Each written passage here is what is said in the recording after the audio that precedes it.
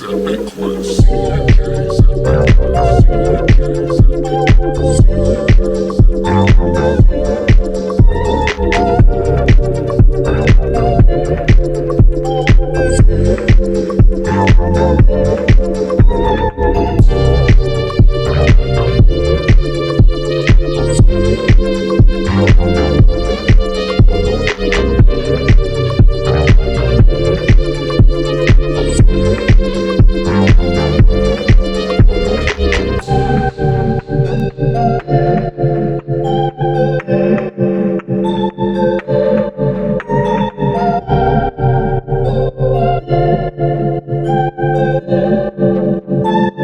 CMJ's Epic Quest. CMJ's Epic Quest. CMJ's Epic Quest. CMJ's Epic Quest. CMJ's Epic Quest.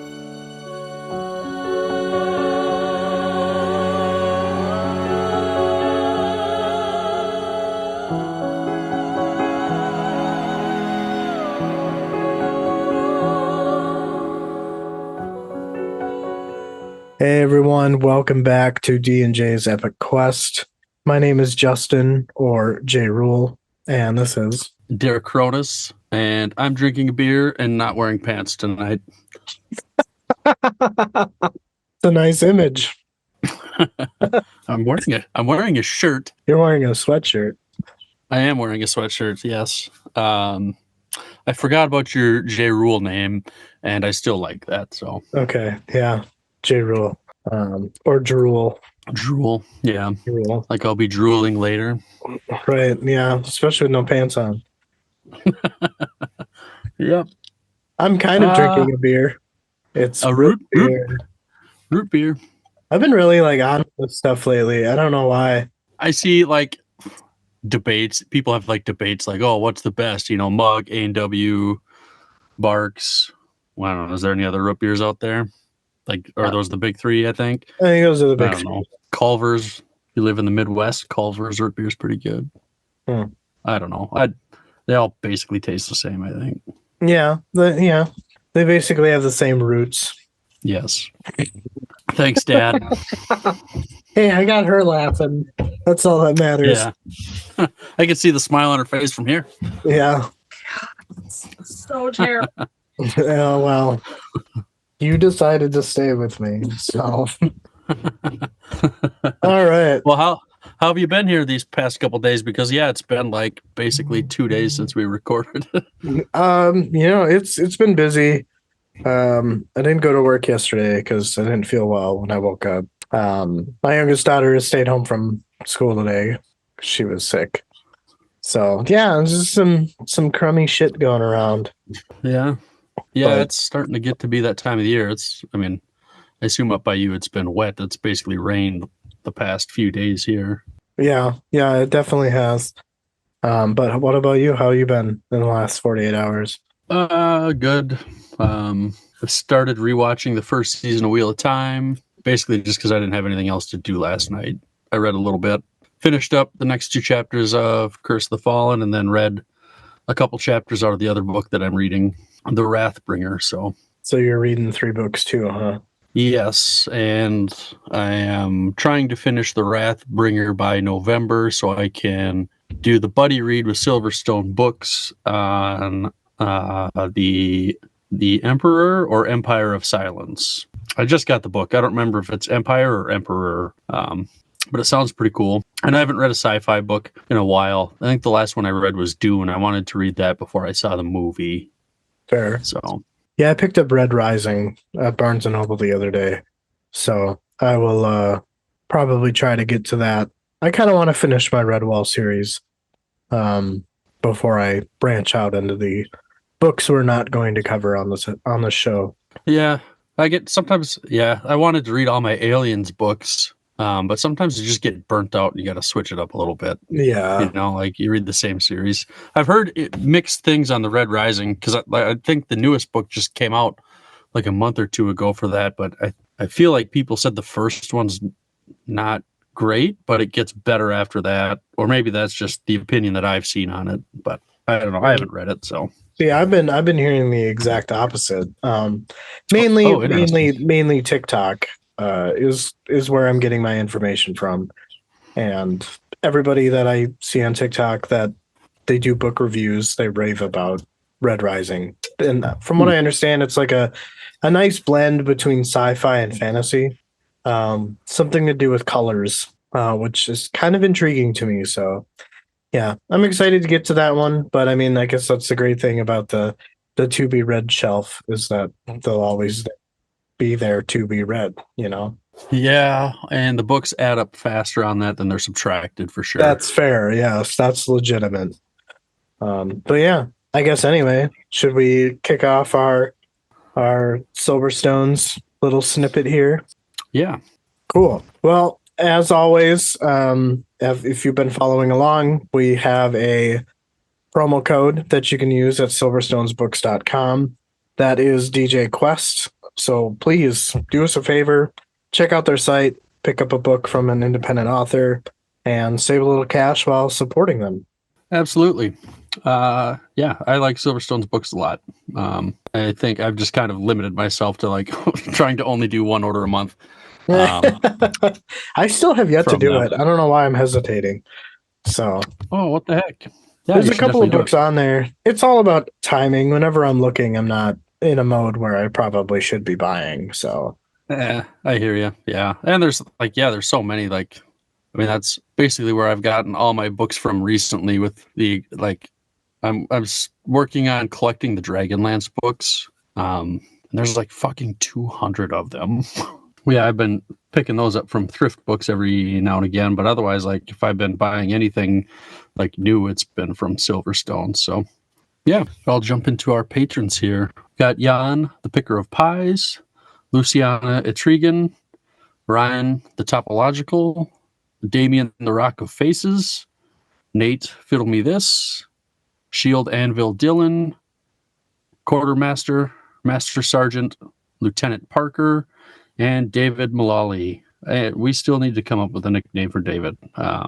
Also, I guess along with our patrons, I know I messaged you about this earlier today. I was kicking the idea around of forming some sort of survey to send out to you guys. So maybe by the time this comes out, we might have something like that put together. Or maybe if you're just a avid listener to us, shoot me a message if you'd like to be included in that, or you, Justin. Get a hold of one of us, and we can add you to that. We still got to come up with some stuff. But I've got an idea on like some stuff I want to ask in it, so we can talk about that at some point. yeah, sounds good. Surveys are a nice way of getting feedback. Yeah, definitely. I always operate under the I don't even know what you would call it, the premise. I always operate under the premise that no news is good news. So we're not hearing a ton of constructive criticism. So I'm just assuming that we're doing well and things are still fresh, I would hope. Yeah, I know. I looked on Apple Podcasts not too long ago, and there was I don't remember how many reviews were there, but there was 2 with comments, and they were both pretty positive. The one of the people, if you're listening, I'm sorry, I don't remember who wrote it, but they were a little disappointed that we were covering another book just because they want us to keep going on the Malazan stuff. But I don't think that's a bad thing. No. Follow along on that book. Follow us along on Curse of the Fallen. It's a good time. We got the author that joins us every episode, and she's fun. She's fun. Hell, all 3 of us were singing last time, so That is true. Yes, but anyway, we're covering Memories of Ice, Chapter 3 here. This is our 4th episode in this book. It's still surreal to me that we're down 2 books already, and we're slowly trudging through the 3rd one here. yeah, I mean, we're going to be, I don't know if you're going to read this tonight once we get done, but I mean, the next chapter, we're going to be 100 pages deep in this book already and on the 4th chapter. So, I mean, at least 100 pages deep. They'll probably be, like 120 or whatever it is. I'm not sure where it ends up at, but yeah, chipping away, like you said. Yeah, slowly but surely. It's surreal because, while you're going through it, it feels like it takes forever. But then once you get to the end, you're like, damn, that went quick. It does. Yeah, I agree. But anyway, Chapter 3 epigraph here. Dujek One Arm and his army awaited the arrival of Caladan Brood and his allies. The Fell, Tisti, Andi, Barghast clans from far north a half score of mercenary contingents, and the plains-dwelling Rivi. There, on the still raw killing ground outside of the city of Pale, the two forces would meet. Not to wage war, but to carve from bitter history peace. Neither Dujek nor Brood, nor anyone else among their legendary company, could have anticipated the ensuing clash, not of swords, but of worlds. Confessions of Artanthos. Yeah, it's one of probably the deeper ones we've had. So far, yeah, for sure. But I think it's pretty straightforward. And after reading this chapter, it makes sense. So Yeah, I feel like it is a nice summary of the events that transpire in this chapter. Yeah, it is. Yeah. All right. Well, first section here. Ridges dotted the northern hillsides past Pale. Scars from a time when Pale tried to expand to the steppes that bordered the Rivi plain. These plains were sacred to the Rivi since the beginning of time. The farmers of Pale had soaked their blood into the ground, though this land was slow to heal. The Maibi drew her antelope hide tight around her. She had new aches and pains this morning, telling her that the child had drawn more from her. She felt no resentment, as she knew there was no way around the situation. She also knew there was very little within the child that was natural. Time was dwindling quickly. She watched her daughter play. She could not find it within herself to curse the child. For all her flaws and twisted demands woven into her daughter, she would not spin hatred into her. All the same, she clung to her withering body as her daughter grew. Just less than a season ago, she had been a young woman and unwedded. She had been proud and unwilling to accept marriage proposals. The Rivi were a damaged people. She could not think of a husband or a family in the time of such a devastating war. She had also not succumbed to the duty of need to make more sons to throw into the warpath. Her mother had been able to read bones, the ability to retain the entirety of their people's memory, every lineage back to the time of the dying spirit's tear, while her father held the spear of war, first against the white-faced Barghast, the next against the Malazan Empire. The Maibi missed both her parents, yet she understood their deaths, and her refusal to accept a man's touch made her an ideal candidate for the spirits. She was ideal to place two shattered souls, one beyond death, and the other held back from death through ancient sorceries. Two identities pushed together, and her, used as a vessel to feed this unnatural child. The Rivi traveled in herds, so no walls or pens were necessary. She was intended to be used just once, then discarded, this Maibi. She had found a new name, and now every truth in her life was contained within it. Old wisdom, weathered without gifts of years, yet I'm expected to guide this child, this creature who gains the season with every one I lose, for whom weaning will mean my death. Look at her now, playing the games a child would play. She smiles, all unknowing the price of her existence, her growth, her demands of me. She heard footsteps behind her, and a tall, black-skinned woman stood next to her. The woman spoke, saying the child was deceptive. The Maibi sighed and nodded. The dark woman spoke again, saying she was hardly a thing to generate fear or to be the focus of arguments. The Maibi asked if there had been more then. The woman said Calor had renewed his assault. The Maibi looked at Corlat and asked if there had been any change. Corlat said that Brood remained steadfast, and that if he had any doubts, he hid them well. The Maibi said he has doubts, yet his need for the Rivi and their herds outweighed them. This was a calculation, not faith.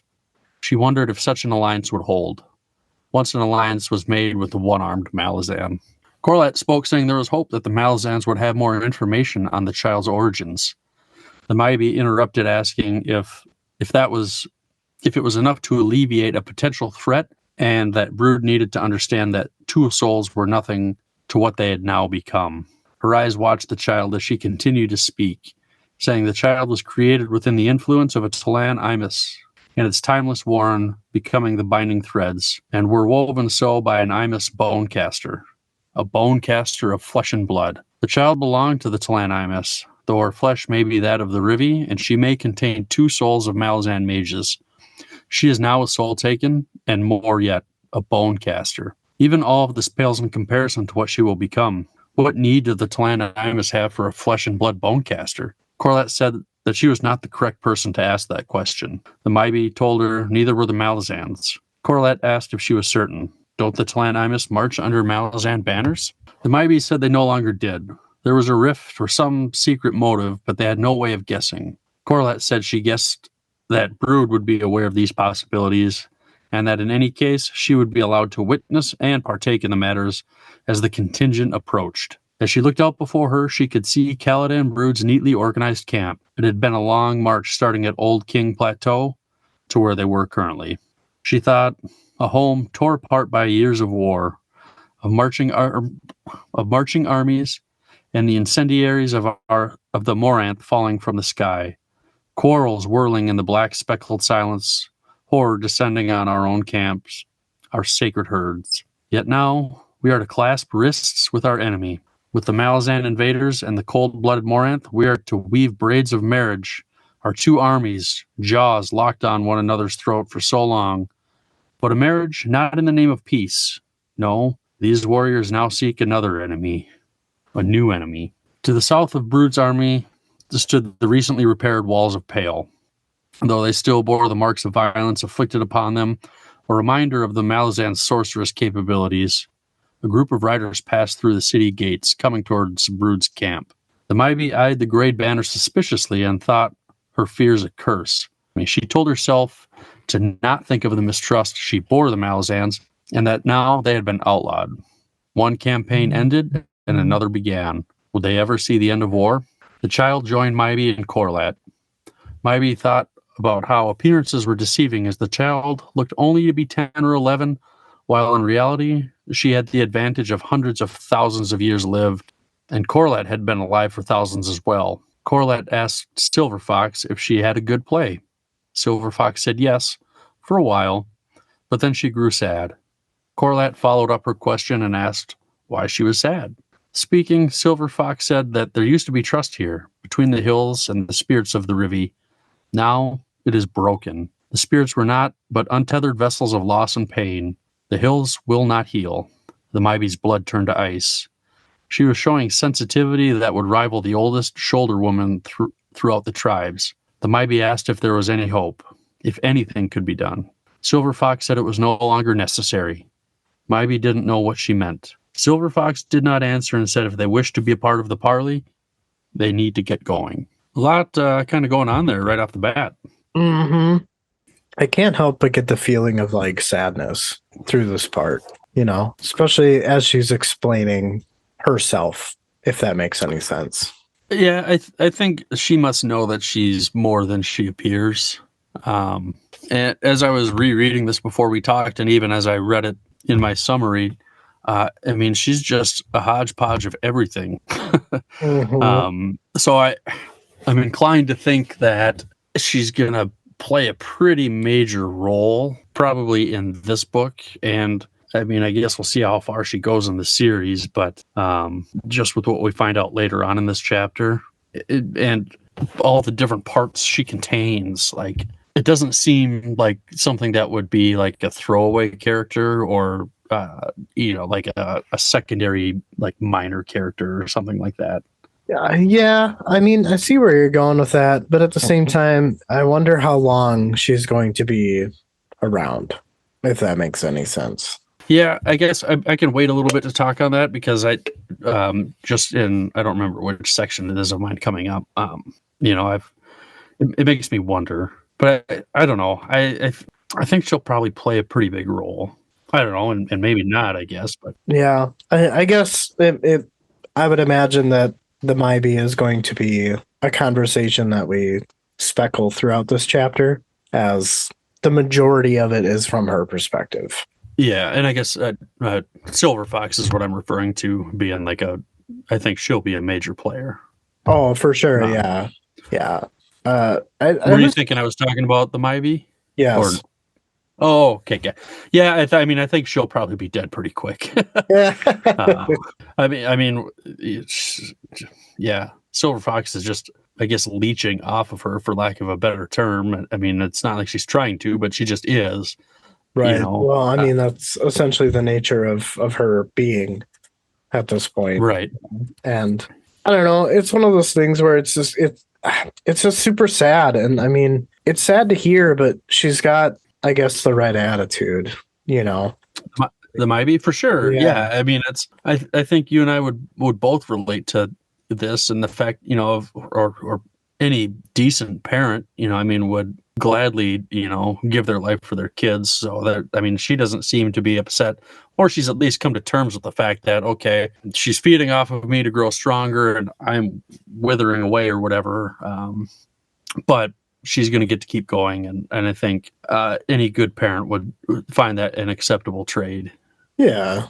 Do you feel like she blames herself a little bit with what she kind of says at the beginning of the section, where she's like, hey, well, because I'm unwedded and because both my parents are dead, made me kind of an ideal candidate for the spirits. I don't think, I guess I didn't get the feeling that she blamed herself for it. Just kind of along the lines of acceptance. Yeah. Like, oh, it makes sense because of these variables. Right. Yeah, I think, it was going to be somebody. It may as well be her, and you just do with that what you will. Yeah, I was surprised at how much they revealed already. Like, I wasn't expecting for them to, be on, having a conversation about the two souls that are inside Silver Fox. But I almost wonder if we wouldn't have picked up on Night Chill in the prologue, if this would have confused the crap out of us at this point. Or that's where, if we didn't pick it up then, we would have picked it up here. Right, yeah. But not until we've read on further in the chapter, but going through this section alone, you'd be like, what? Two souls? Yeah. Yeah, that's true. But no, you were very perceptive and picked that up, though, so that was good. Well, we had some assistance with Jim there. He kind of led us to the answer. Well, I feel like before you had already come to that conclusion before we talked to Jim. Yes, but I didn't put it together that Night Chill was still a thing until he started talking about the curses. And then when he was explaining that scene on the Rivy Plain between Tattersail and Bellerden, that she had Night Chill's sack of bones, essentially. She had soul shifted into Night Chill's withered body, and then the Talan, Pran, K. Rule, and then Krupp all at that ritual towards the endish of Gardens of the Moon, basically bound Night Chill's body with Tattersail's soul in it to Silver Fox's body, etc. Yeah, it's a whole thing, isn't it? Yeah, I'm just surprised at how much I remember from Gardens of the Moon, because some of it I feel like just eludes the hell out of me. It's nice to have a recollection and have things like really tie together. That's why I've enjoyed listening to Nate's podcast with his buddy, and they cover things a couple chapters at a time, but just to keep things kind of fresh, because I don't know how much stuff I would have remembered, but it's also fun to now kind of be on the other side of the coin, where like we've experienced that book and we've gone through it, and to hear somebody else going through it for the first time was fun. Oh, yeah. Maybe I'll have to check that out then. Yeah. The episodes are most of them I think are roughly an hour, so that's not too bad. No. I didn't have a ton of talking points for this particular section, mainly just because it felt really introductory. We're getting more or less a lay of the land, and we're kind of getting a deeper dive into the Mybee's emotions about varied amounts of things. Is Mybee, is that how you pronounced it in your head? Yes, the Mybee. Okay. Like the maybe. Right, I was like maybe, but it's an H, so I'm like Mybee. So I was just curious if you had a different pronunciation on that or not. No, I agree with you. I definitely think it's the Mybee. Okay. I only had a couple points, but the dying spirit's tear, or I wonder if it's tear. Do you think that's referring to the crippled god's crash landing, or not at all? I guess I'm not sure, but just when I read that, I'm like, oh, I don't know. I mean, that seems to be like back a long time. So that's, I guess, your guess is as good as mine on that one. I don't know if it necessarily relates to the crippled god, because I would imagine that this goes back to like way further, as the Talani Mass were here before the crippled god crash landed. So I think that she's just talking about how far back her lineage goes. But that was for the Rivy, though. So I mean, I guess I don't know if Oh, we really yeah, have a you're time right. frame on the Rivi. I guess, yeah, no, that's fair. I don't know why I got her mixed up with the Talam. Never mind. Ignore that. I don't know then. I got nothing. I don't know either. I guess, yeah, we'll see. It's not something I'm terribly hung up about, but it was just one of those things, you read and something just kind of pops into your head. Yeah, my other point here, we kind of already talked about, but I think Silver Fox will be a fairly major player. I mean, again, in this book for sure. Beyond that, I don't know. Yeah, I mean, I'm definitely, and I know that we'll probably retouch on this as, this isn't the only instance of this coming up in this chapter. So, Yeah, that's true. I don't really have anything else here. I don't feel like we're missing any major talking points. It's surprising to me that, you've got this child that, we're told is, probably not a teenager yet, but has all this wisdom, right?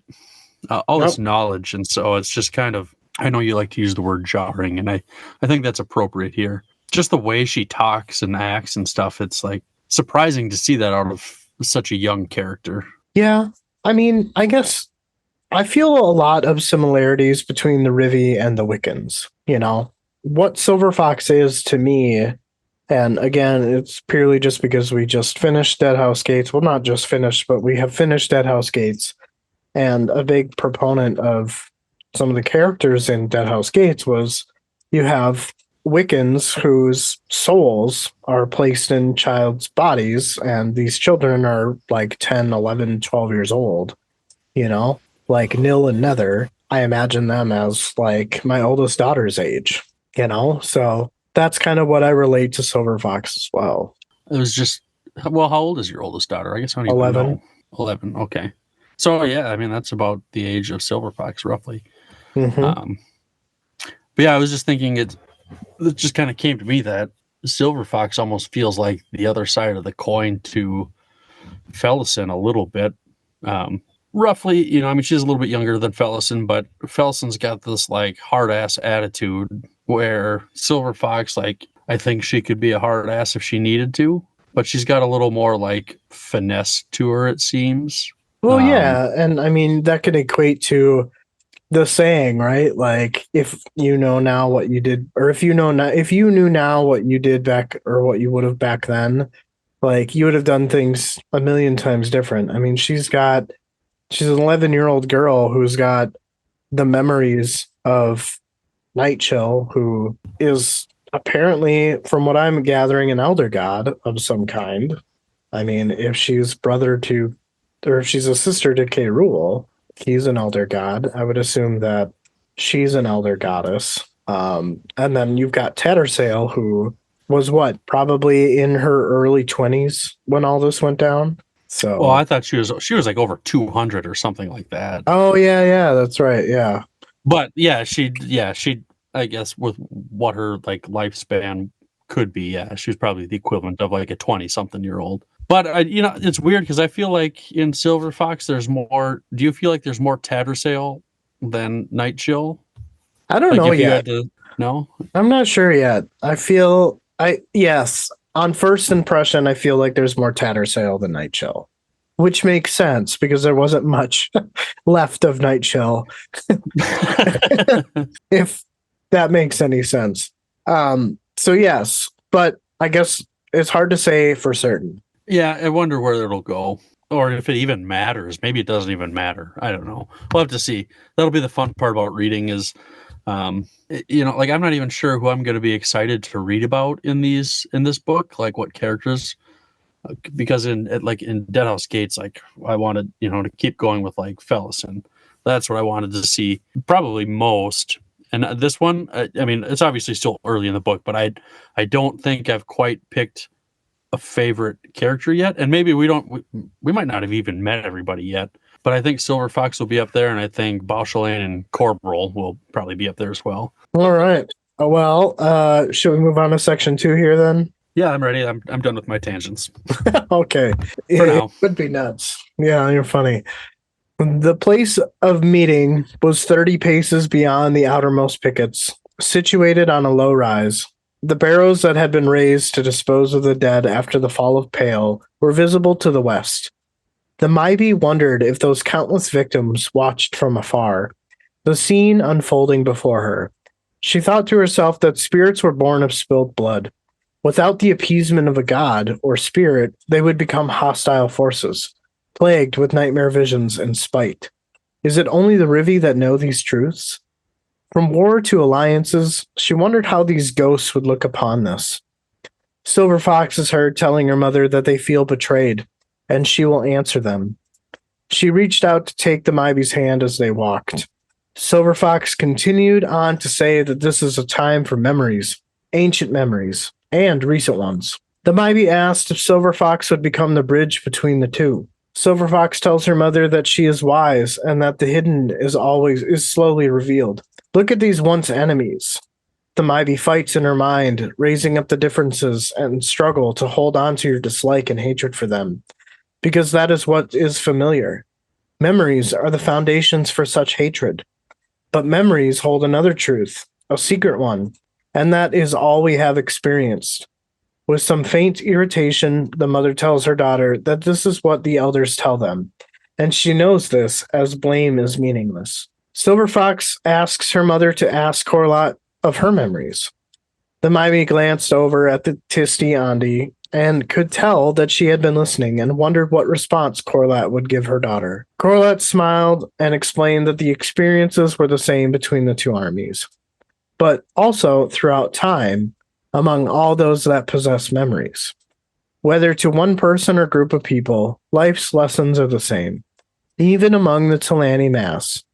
This is what you are telling us, Silver Fox? Silver Fox shrugged. Corlot continued to say that with all that is about to come, think on forgiveness, but know, too, that it must not be freely given. Silver Fox swung her sleepy gaze to Corlot and said, sometimes forgiveness must be denied. Silence followed after that, and the Maibi thought to herself that her child scares her. And what scares her more is that she could understand where Kalar was coming from. Moments later, the Malazan reached the rise. There were 4 of them, Dujek and Whiskey Jack, who was on Dujek's left side. To the right was a nondescript man, and the Maibi saw his eyes roved restlessly. This man held the outlawry pennon. The 4th rider was a black Maranth. Corlot could be heard saying that the 4 were hard-bitten lot. The Maibi wondered who the man was on the left of Dujek. Corlot said that this was Whiskey Jack, and added that he cuts quite a figure. After some smaller exchanges of words between Corlot and the Maibi, Silver Fox spoke, saying that she would like Whiskey Jack for an uncle. The Maibi questioned her daughter, and Silver Fox said that they could trust him, even though he and Dujek were hiding something. She goes on to explain that the Moranth inside his head was laughing, but no one knows why. Not a cruel laugh, but one full of sorrow. Silver Fox frowned as she looked at the man with the banner. She said that she is uncertain of him and always has been. Corlot and the Maibi locked eyes over Silver Fox's head, and Corlot suggested that they move closer. They approached the rise, and 2 figures appeared from the picket lines. Caladan Brood was huge. Him and Dujek had been at war with each other for 12 years on this continent. In all those years, they would finally come face to face. Next to Brood was Kalar, and if anyone here in this deadly game was a mystery, it was the self-proclaimed High King. The only thing the Maibi could be certain of was Kalar's hatred for Silver Fox. Brood had made use of Kalar and his tactics. Kalar commanded no loyalty amongst the soldier of Brood's army. Judging from his facial expression, nothing but disdain for Dujek showed on his face. It would be hard not to take offense at his expression, but all that were with Dujek simply ignored the man. Dujek stepped forward and introduced his contingent, Whiskey Jack, Artanthos, and the leader of the Black Maranth, whose name is too long to pronounce, so they all call him Twist, because he shook hands with a Rivi spirit up in Black Dog Forest. Silver Fox murmured Artanthos and quietly said that he hasn't used that name in years. Corlot said that it could be an illusion, but she suspected nothing out of the ordinary. The child nodded and said that the prairie's air rejuvenated him. The Maibi asked who he was then. Silver Fox said that in truth, he was a chimera. After Dujak's introduction, Brood introduced his contingents. Dujak was frowning and asked where the Crimson Guard was. It was explained to Dujak that Prince Awestruck was attending to internal matters and would not be joining them. Brood explains that they picked up some auxiliary units to replace the Crimson Guard. Also, a Saltoan horse regiment, 4 clans of the Barghast, a mercenary company from One-Eyed Cat, and another from Mott. Dujak almost chokes and asks if that would be the Mott irregulars. Brood's smile revealed filed teeth, and Brood asked if Dujak had experience with the Mott irregulars while he commanded the bridge burners. Dujak said that this was true and that they were a handful, and not just in a fight, but often they would steal supplies and then run away. Kaller makes some statements to which both men ignore. Brood asked if the arrangements by the Darujistan Council have proved satisfactory. Dujak says that yes, and that their donations resupplied his army. Brood says that there will be a delegation coming from Darujistan a bit later, but for now, the command tent awaits.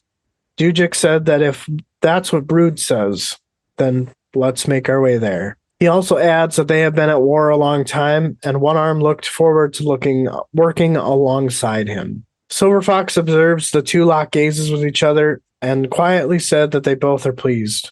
Orlot states that this was a remarkable alliance. The Maibi said that pragmatic soldiers are the most frightening among the people she's known.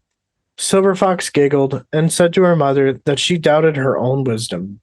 First thing that I have here is the part where she's talking about the spirits were born of spilled blood, and without the appeasement of a god or spirit, they would become hostile forces. It's just like, wow, such a powerful thought. And, how betrayed these spirits must feel, giving their lives for a cause that is now asking for peace. And it seems really unfair. Deep thought, Justin. Yeah, did not even cross my mind. So, and I know that Silver Fox even tells her mother that they feel betrayed and that she will answer for them. But I don't know really what that means as far as Silver Fox is concerned. Granted, we're going to get more revealed later on in the chapter, but, it definitely feels like a little bit of foreshadowing when Silver Fox says that. Yeah, we'll have to see. I wouldn't be surprised if you were right, though. Yeah.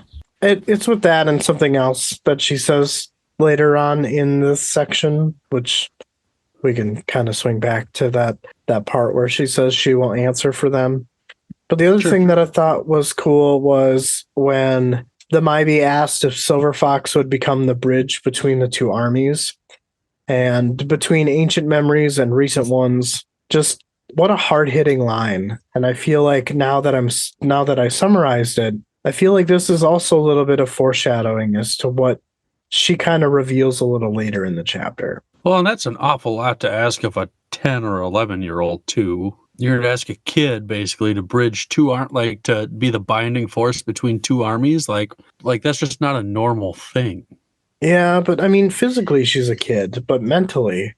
Yeah, I mean, she's yes and no, I think. Because obviously she's still playing games and stuff. So I don't know if, I don't know how you word it, like the development stage that she's in. I mean, she might know a lot of things, but I don't know if she's at a full capacity to like really fully understand everything quite yet. And I'm sure she'll get there pretty quick. She'll grow into things, but at this point, it might be a little bit over her head, maybe. I don't know. Maybe. I don't get that feeling. I feel like she definitely is comprehending what's going on. As the Maibi points out later in the chapter, it definitely seems like she's holding back. It doesn't feel like she doesn't understand. It feels like she's holding back. I can see that too. The other thing is when Silver Fox asks her mother to ask Corlott of her experiences. And I love this line from Little Silver Fox here. Basically, she's telling her mother to walk in someone else's shoes, as their experience could be the same, and that it's all a matter of perspective and keeping an open mind. It's a good point, too. You're definitely getting a lot of Silver Fox's wisdom right away in this chapter, which I think is what is alluding to it, or not alludes, but like intrigues you to Silver Fox. Like by far, in my opinion, she's the star of this chapter. Yeah, definitely. Oh, for sure. I would agree with that. It's just all of this, like, memories are the foundations of such hatred, and I think that she's just in a very weird way trying to assure her mother that the doubts that she has about the two armies coming for peace is a good thing and not necessarily a bad one, because just because you were taught to hate doesn't mean that you should continue to hate, is essentially kind of what I'm getting from that. I think that's a good point. The other thing that and it was just maybe the flow of the sentences, but when Corlott was saying, hey, with all that is about to come, think on forgiveness.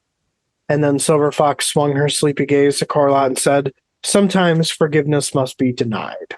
Like, I very well could have gotten that wrong. It could have been Corlott who said that and not Silver Fox, but I feel like based on the way that the Mybe reacts after that it was Silver Fox who said it. I thought it was Silver Fox also. Okay. But just what a fucking...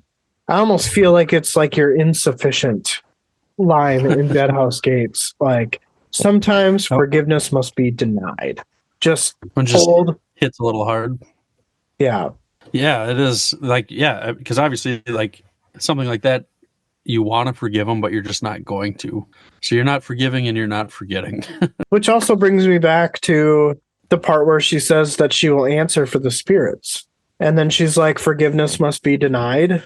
So I want to know where all these like little subtle things are taking her. I mean, is she going to rebel against the Malazans? Is that where this is going? Or like what? I don't know if I have that sense, at least not yet. I mean, not that it couldn't happen. If it does, at this point in time right now, I would be pretty surprised. Fair. All right. Well, I thought it was a brutal line, and yeah, it hit home. It struck hard. It was a good line for sure. Yeah. The other part when Silver Fox kind of frowns at the banner carrier or the Pennian carrier, Artanthos. She looked at him and she said that she is uncertain of him and always has been. And I feel like this statement comes into play a little bit later. But if my theory about him is correct, I'm just marking that down so that we can use that to swing back to at some point. So just remember that. Sure. Yes. I don't know why, like, for whatever reason, like, I remember the first time I read this, I just felt like Paran was this guy. Think so? Well, like, that's when he was like described before they gave him a name. I'm like, oh, okay, it must be, Dujek, Whiskey Jack, and Paran, and then the Moran. For whatever reason, that's what made sense to me. And this character, no, I don't think is Paran. But you and I had a conversation about it, texting back and forth. But I did think it was Paran initially for whatever reason. I don't know why. Fair enough. But to keep it going, later on in the chapter, Silver Fox says that the prairie's air rejuvenated him. And, her mother asked, well, then who is he? And Silver Fox said, in truth, he was a chimera. Which, going back to Greek mythology, right? Like chimera, on top of the fact that we always seem to talk about that band. I was thinking about that, yes. Yeah. Chimera's 3 different animals combined. And if my theory is correct, then that would make sense. So who are the others? That part I'm not sure. But after you mentioned this to me, and again, we could talk about it a little bit later, but yeah, it got me wondering as well. So I feel like there's just too many subtle hints for it to not be. But again, I'm not going to take a pie for it. I'm not going to make a bet on it or anything like that. Aww. Boo. Are you sure? But I mean, outside of that, Silver Fox is just, I'm just so intrigued with her here. And I feel like this section really brought it out.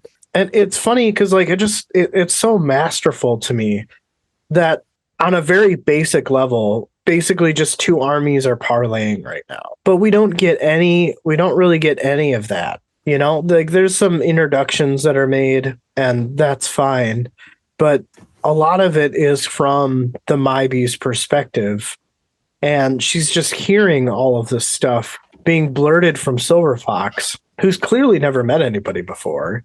But yet, Silver Fox must have some type of ability to read people because she's able to pick apart that the Moranth twist is just laughing inside, but like a sorrowful laugh.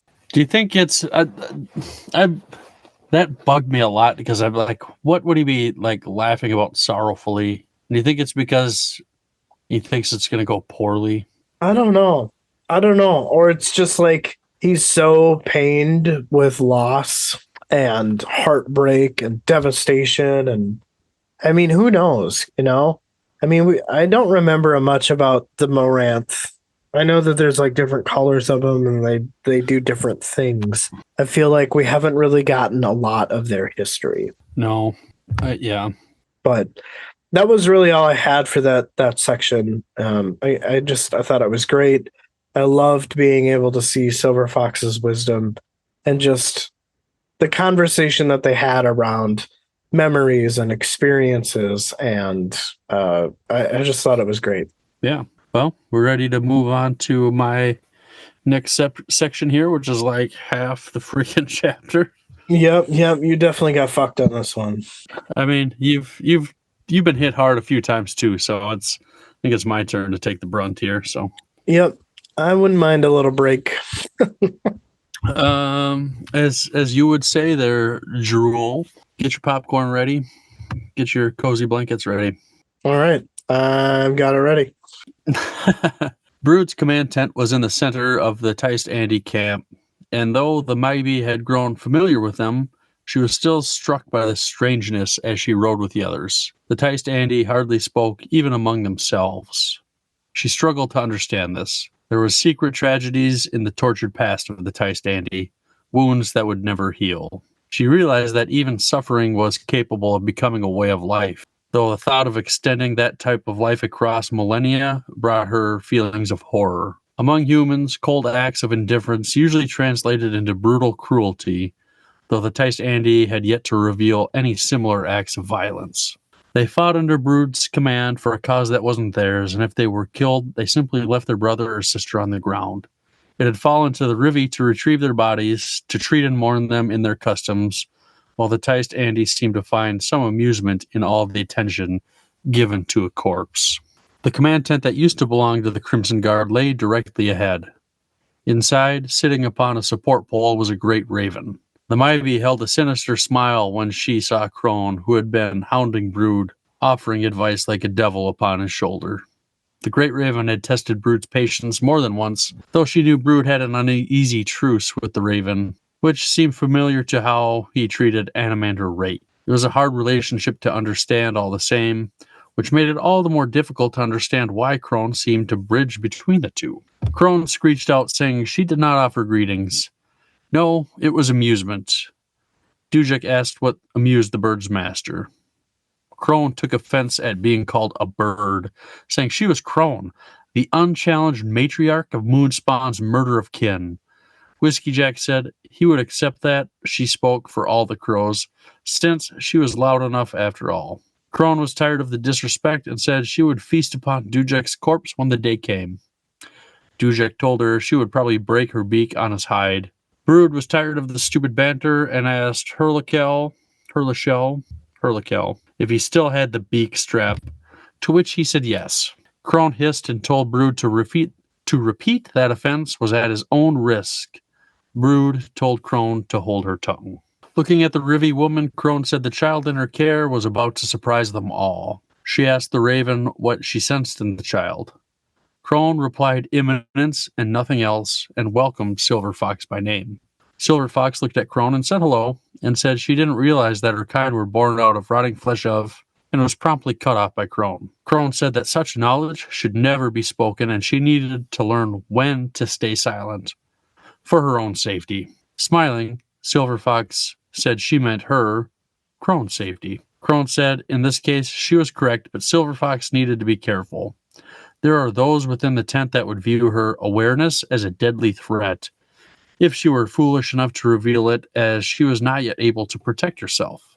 Nor could the Mybe, who the Crone cherished and loved. They would both need protectors. Silver Fox nodded as her mother held her tighter. She was not blind to the threats Silver Fox received or the power within her, but she did not sense any power within herself, violent or otherwise. Looking at the raven, the Mybe thanked, her for her support and love in her mind. The central chamber was dominated by a large wooden map table, warped and misshapen as if it were made by a drunk. As Whiskey Jack entered the room, he called Brood a bastard. Brood said he knew it wasn't pretty. Whiskey Jack said that's because Fiddler and Hedge made it in the Mottwood. Brood asked who they were.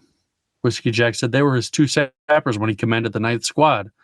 They had organized a game using a deck of dragons and needed a playing service. 100 bridge burners gathered to watch, despite the fact they were under constant attack and in the middle of a hood-damp swamp. During the battle, they were overrun. They retook the position. All of this happened in about an hour, and when they got back, someone had taken the 200-pound table. They were pissed. Brood said it was a donation from the Mott Irregulars, and it had served him well, but he would have it returned to Whiskey Jack, or said he would have it returned. Whiskey Jack said there was no need for that, shaking his head. Silver Fox gasped and called out to her uncle, Whiskey Jack, and said that those sappers, they cheat, don't they? Whiskey Jack said she shouldn't repeat that accusation, especially if there are bridge burners around. Whiskey Jack said he didn't know if they cheated. They made their rules so complicated, no one can tell. So he had no idea or not. The Mybe had a realization. Whiskey Jack knew nothing about Silver Fox, about who or what she was. As far as he was concerned, it was their first meeting. Yet she still called him uncle. He knew not the child, but the woman she was. They waited for Silver Fox to say more, but she just ran her hand over the table. Brood told Hurlikel to get the maps that showed the Panny and Doman territories. Once laid out, Dujek said none of their maps were this detailed, and asked how recent their intel was. Brood said 3 days. Crone's cousins had been tracking movements, while the notes about the Doman's organization and tactics had been pulled from various resources. Brood said the Doman was set up to take the city of Capistan. Marik, Seta, and Lest had all fallen within the last 4 months. So far, the Panians' forces were still on the south side of the Caitlin River, but they were preparing to cross.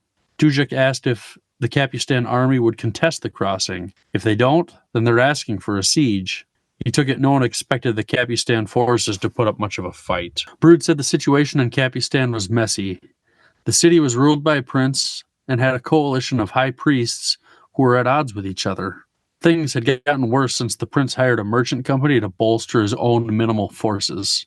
Whiskey Jack asked who he hired. Brood said the Grey Swords. Whiskey Jack had not heard of them. Brood said he had not either, and they were up from Ellingarth. Over 7,000 of them. If they're worth a damn or not has yet to be seen, but their standard contract is twice the coin of the Crimson Guard. Keller said their commander had read the situation well. The prince had more coin than soldiers, and the Panians won't be bought off. It is a holy war as far as the seer is concerned.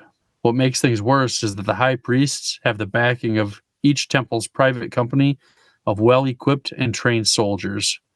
Nearly 3,000 worth of soldiers, while leaving the prince with the bottom of the barrel for his own Capenthal, which is not allowed to have more than 2,000 by the law. For years, the Mask Council had been using the Capenthal as a training ground and bribing away the best soldiers. Whiskey Jack interrupted Calor, as it was evident he would have kept talking if allowed. Prince Jalarkin had gone around the law by hiring mercenaries. Brood said this was correct, and in retaliation, the Mask Coalition had passed another law saying the Grey Swords could not engage beyond the walls of the city, so there would be no contesting the crossing of the river. Whiskey Jack called them idiots and said the least they could do was unite all the temples against the Panians, since it was a holy war. Catler said he imagined they thought they were doing just that, all while keeping the prince's power in check. Brood said it was more complicated. The ruler of Mauric had escaped with minimal bloodshed by arresting all the priests in her city and handing them over to the Panians' Tenescaury. In one move, she saved the citizens of her city, got even more rich from the loot from the temples, and got rid of a lifelong problem. The Panian seer granted her governorship, which was way better than being ripped apart and eaten by the Tenescaury, which is exactly what happened to the priests. The Tenescaury is a peasant army, and the seer doesn't supply them. They are fanatics. They are given the blessing to do whatever they need to do to survive, to arm themselves, and if some rumors are to be believed, then cannibalism may be the least of the worry. Dujek said they heard similar rumors and asked Brood what they were to do about the city. Let it fall? Or attempt to save it? The seer had to know they were coming. The cult had been spread far and wide.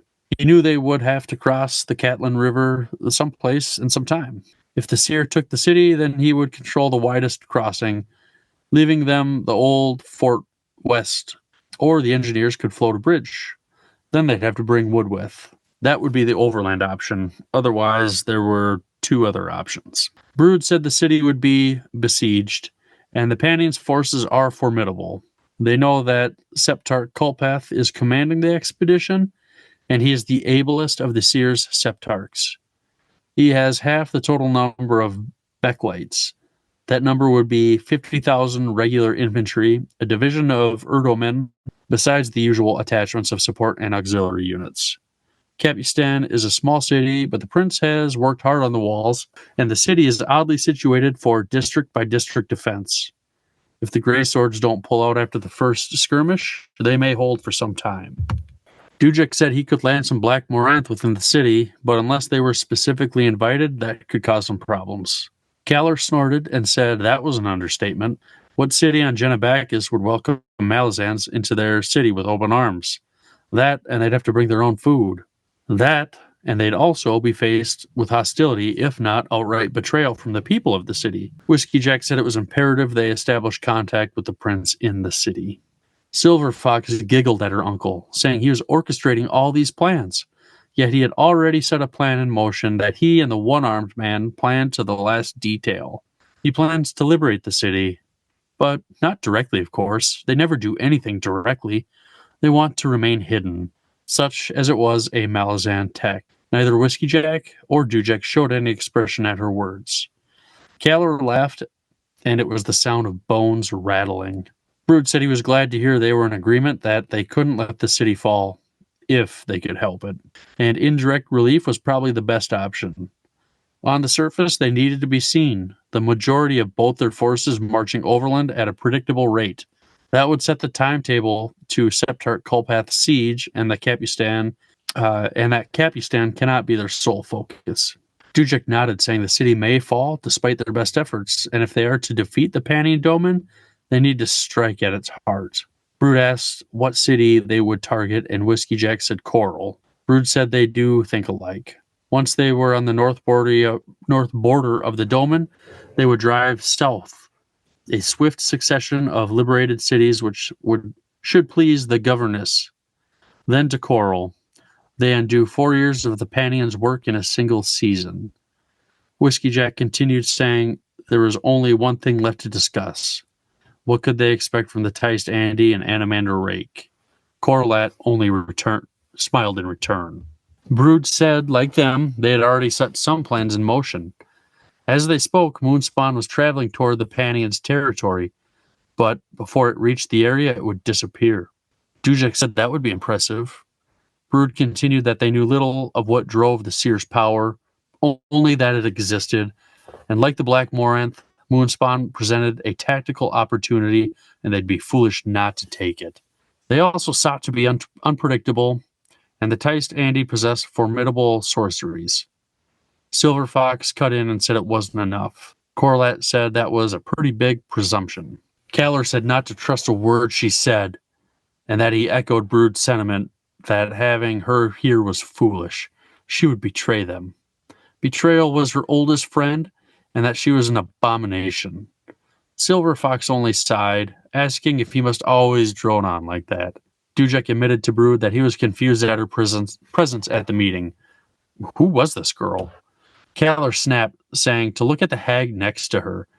She's seen barely 20 summers, and that child was torn out of her womb only 6 months ago.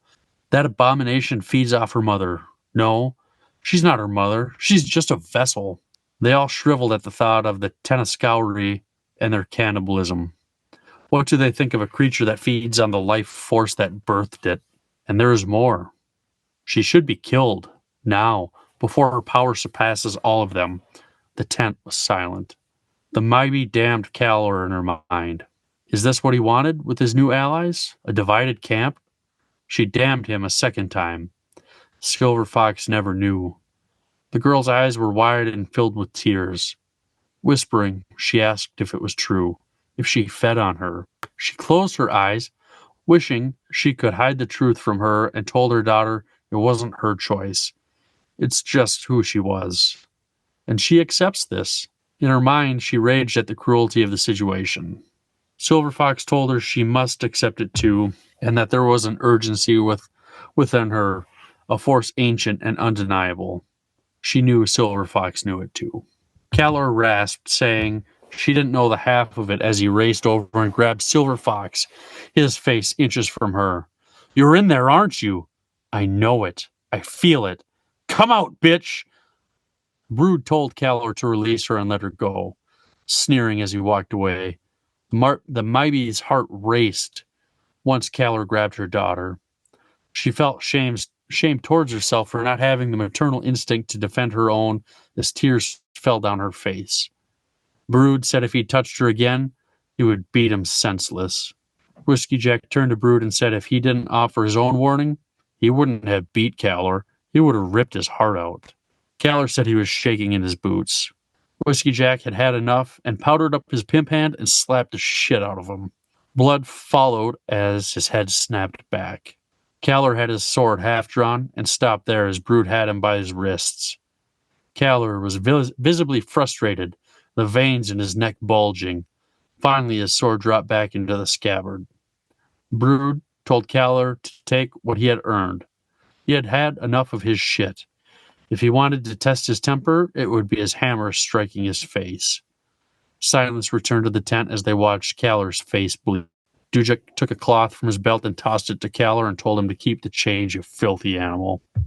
The Mybe put her hands on Silver Fox and said, please, no more. Whiskey Jack asked Brood to explain what this child was. The Mybe dried the tears in her eyes and was about to give an explanation. Silver Fox told her no. She said to let no one answer but her, in all things. None other than her should answer. The Mybe reached out with a hand, but could not touch. She said her daughter must accept it. Mybe felt another wave of shame and thought that she must forgive. Forgive herself. She could not speak such words. She had lost that right. Silver Fox looked to Whiskey Jack, calling him uncle and saying the truth of the matter is that she was born of two souls. One he knew very well, a woman named Tattersail, and the other half, the ravaged remains of a high mage, Night Chill. Though little more than charred bones and flesh, but other parts were preserved by the sealing spell. Tattersail's death occurred in the Tellan Warren that was protected by a Tellan Imus. The Mybe was the only one who saw the Black Moranth flinch at that statement, which made her wonder what it knew about the situation. Silver Fox continued saying something within that influence had happened. There was a bone caster from a distant past, an elder god and a mortal soul.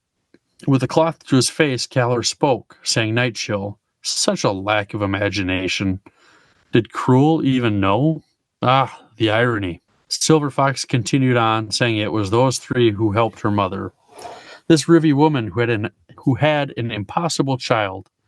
She was born in two places at once, among the Rivi of this world and into the hands of a bonecaster in the Telland Warren. Pausing a moment later, she said her future belongs to the Tellan Imus.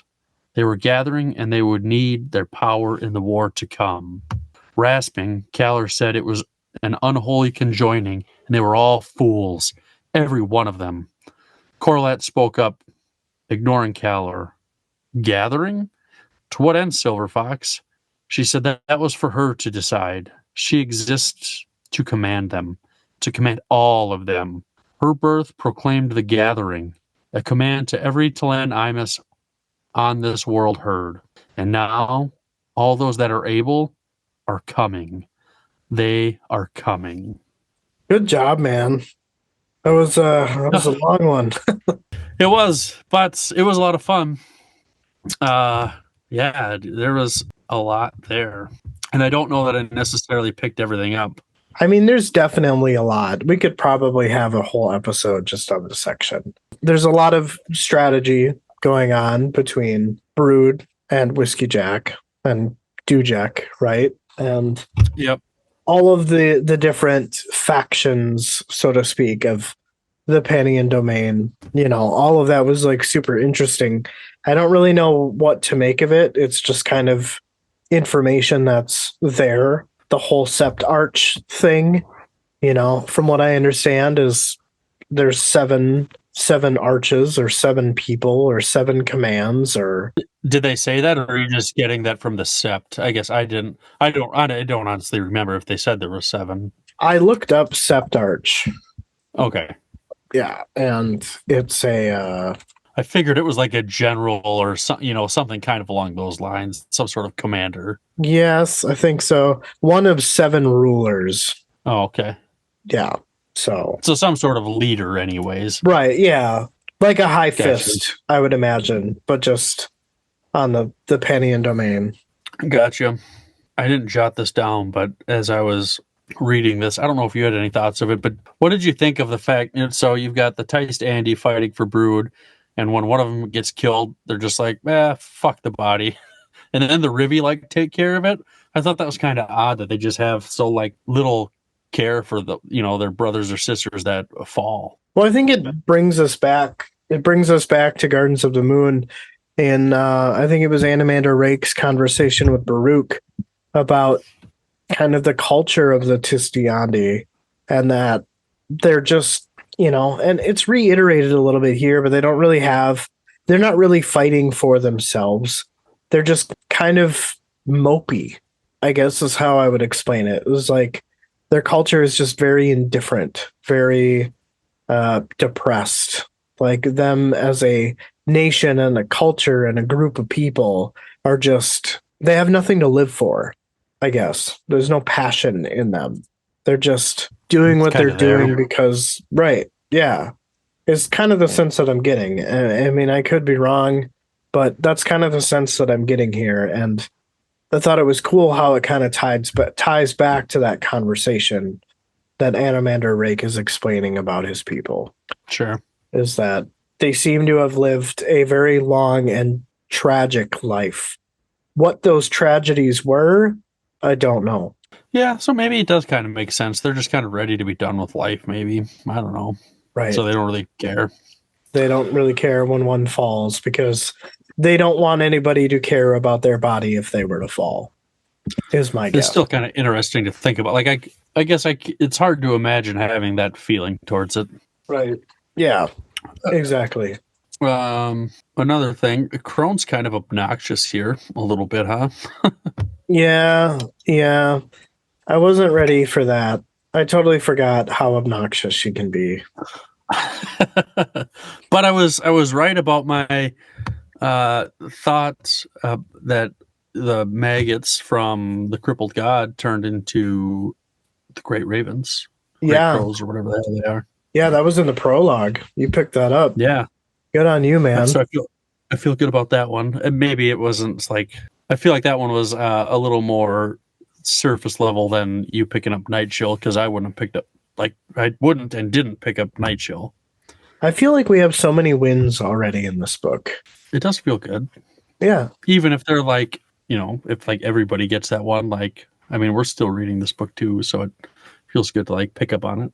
Yeah, for sure. I think it's funny how Crone thinks that this is just top secret information, but I get the feeling that most people know this. Maybe not most people, but the Tistandi anyway. Yeah. What do you think of this 200-pound table? I'm just trying to, like, I'm just envisioning in my head, like, they got this table in a tent, and you got all these people crowded around the table watching them play this card game while this battle's, like, raging on. And then they get pushed off of it, and they got to retreat, and then they're like, oh, we got to get our fucking table. So they fight back and take the position back, and then the table's gone. Yeah.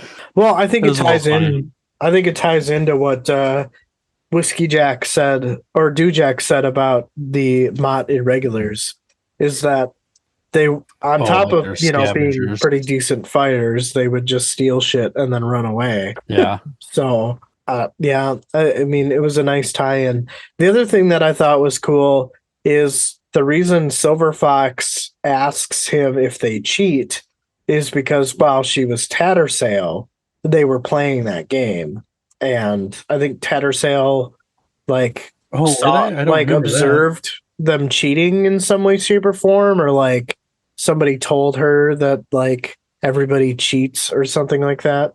That was in Gardens of the Moon. Oh, I did not remember that. Yeah.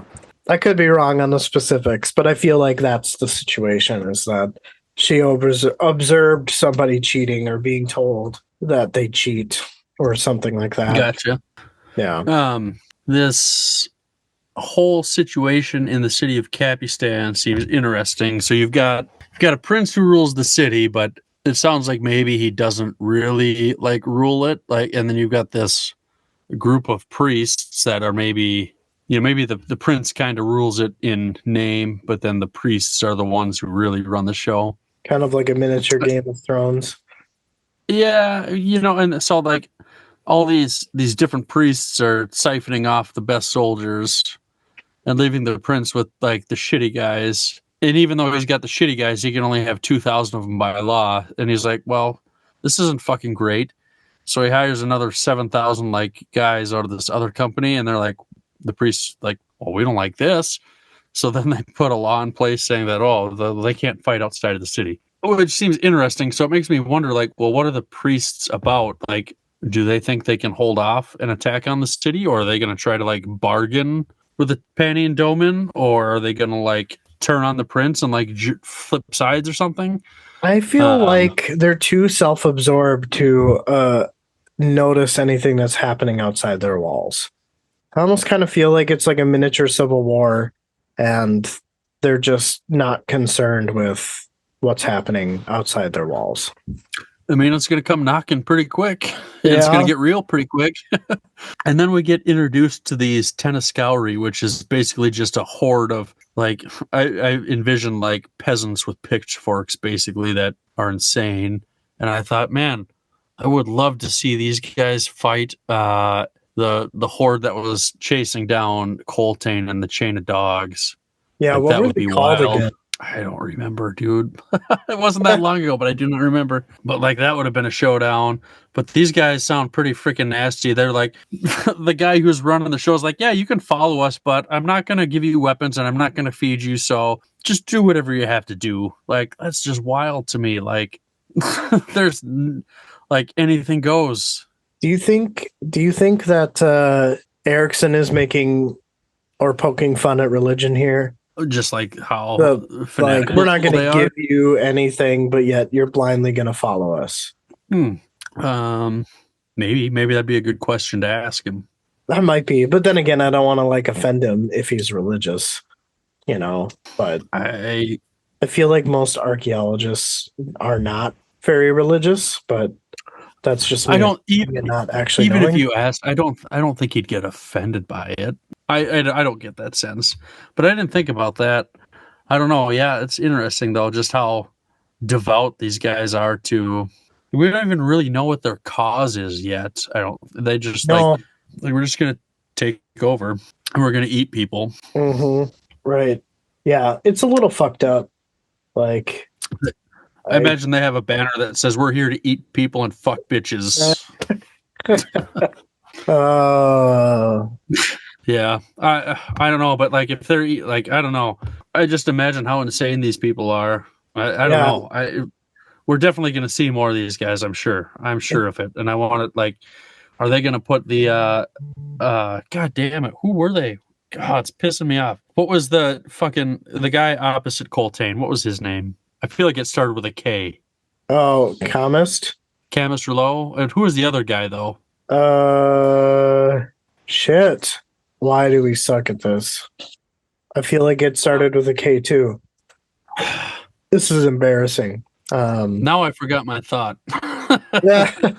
What was I even saying? Sorry, this is what happens when I drink a little bit and on an empty stomach. The Tenniscaure and They just seem so much more like savage than the people that were hunting down Coltane. mm-hmm. Not that I think those guys had really any like honor or anything like that, because they just, what's his face, like got him to surrender and then they just slaughtered him. But Yeah. these guys just seem like on a whole different level. Like, I don't even think they'd give you an opportunity to surrender. They're just going to eat your face. Right. Yeah. They don't seem very nice.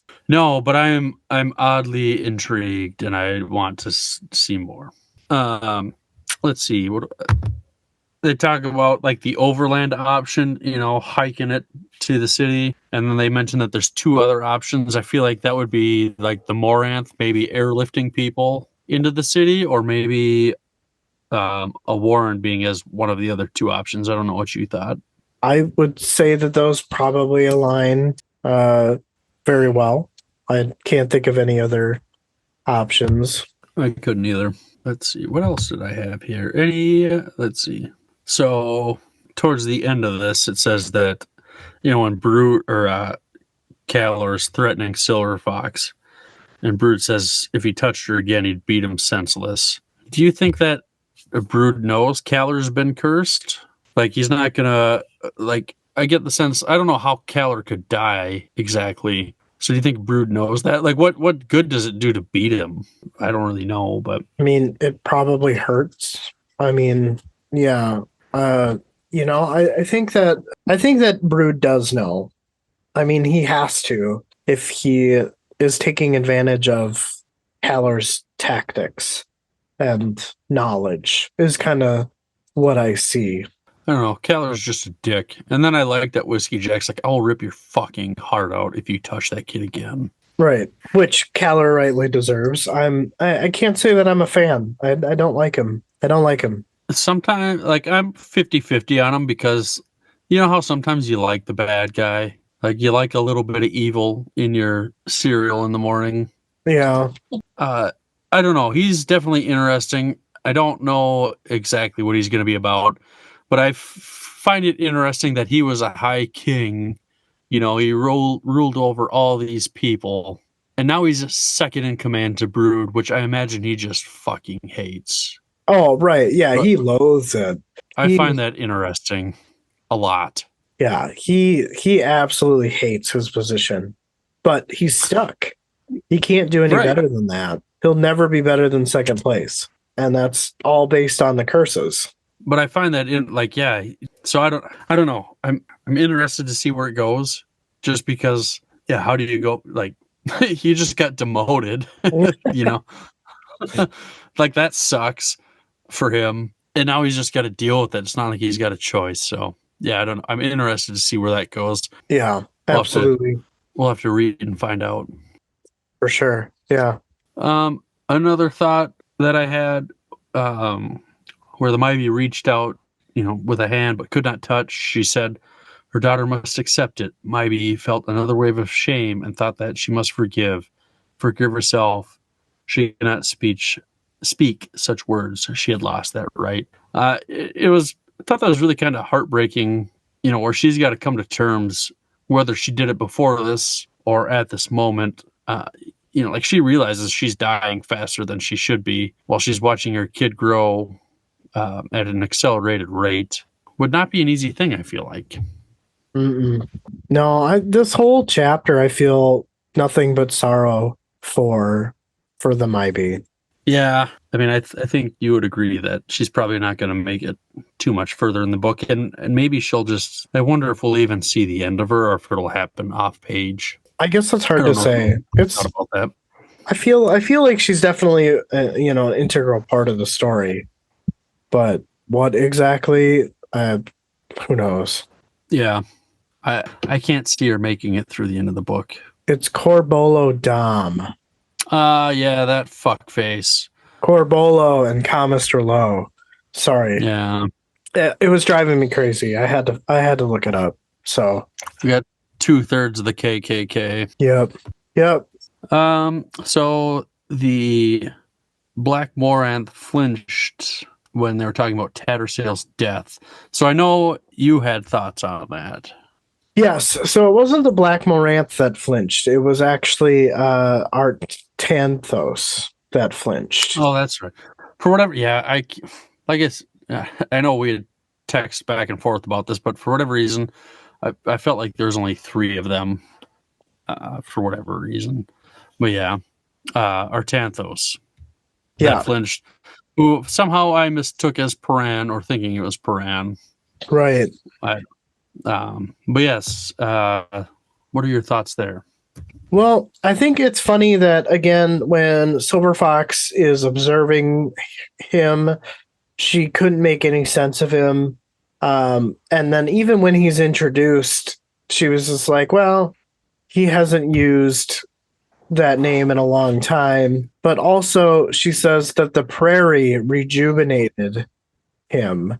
And based on some of the things that happens at the end of the chapter, which I guess is no surprise, they, kind of ask about Bellerden, like what happened to him.